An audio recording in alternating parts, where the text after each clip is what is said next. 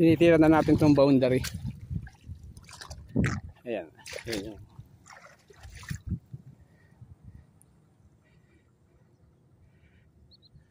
Hanggang dito na nagawa natin.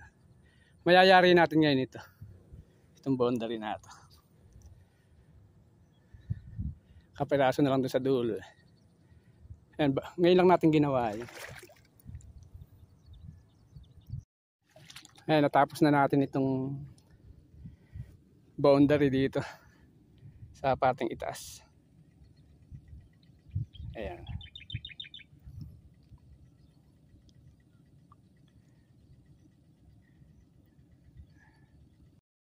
Okay, maganda yung meron siyang takalan talaga hanggang 100 ml.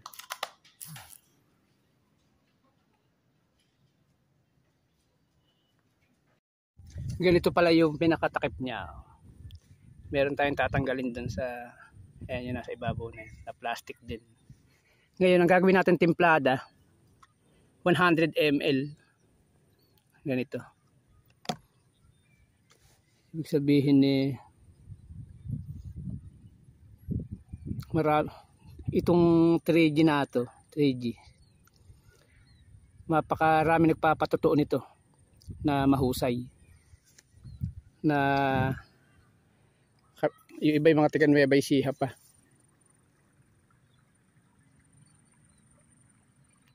Masikat kasi araw eh. Hapon na kasi kaya mga alas 4 pasado na. Yan, naras hindi na rin natin nakikita. Yan.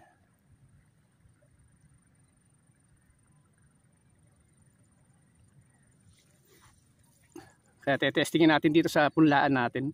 Kasi yung punlaan natin medyo may dalang siya. Saka meron pang mga hindi tumutubo. Tetestingin natin. Yan, ito yung punlaan natin sa Barangay San Juan. Saka andun pa yung isa. Andun sa Gawiran. Mga isang karga lang naman siguro ito. I-sprayan din natin yun sa may Snake Road. Medyo makong kasi itong ating punlaan natin. Ito yung galing na ng kuwan. Yung kaha-harvest ba niya ipinunlaan na natin. Uso rito yun yung ganun.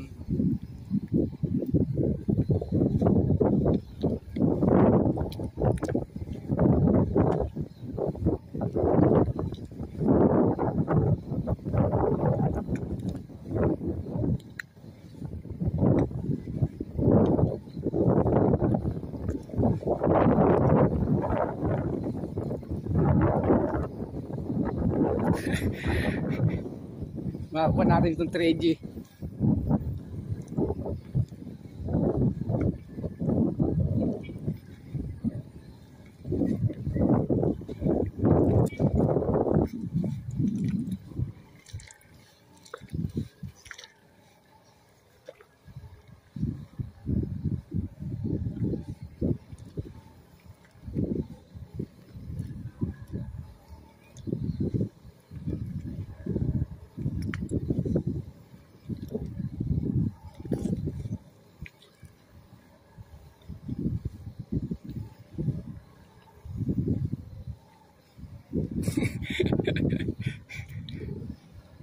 Pag ito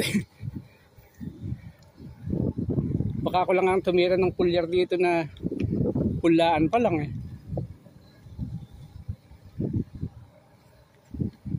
Andun niya si Badoy kasi siguro ano kaya ginagawa. Baka ka nag-i-spray na ala na may ka-insekto.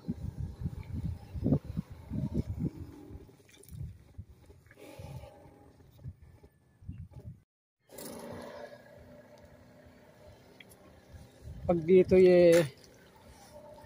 napasinsin niya itong punlaan na ito. Totoo ito. Oh.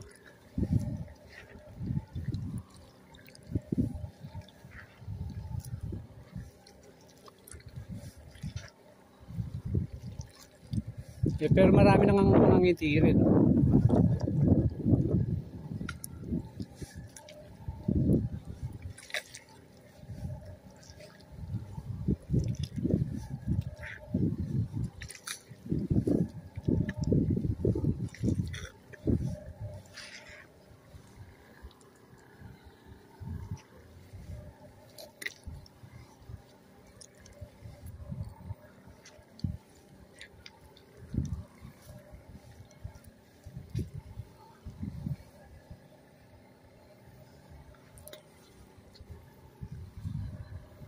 Kaya lang sumasabay na rin yung mga damo.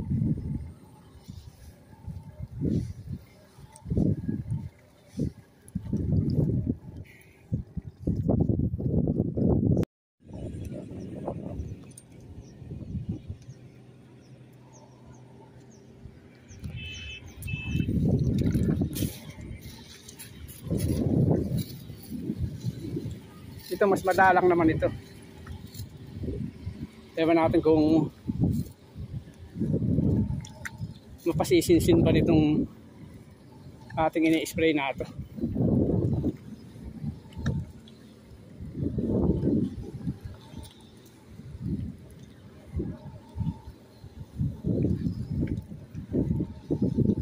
Punlaan eh, parang sabog tanim lang siya.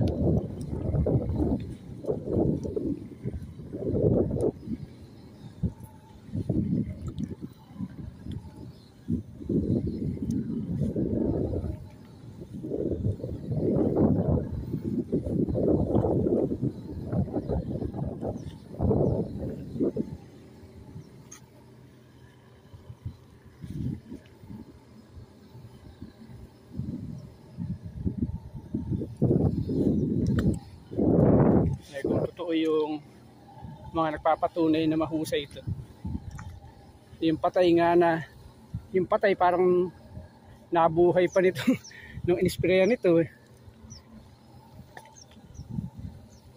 dito natin masusubukan yan kung tutubo pa yung mga butil ng palay na yan.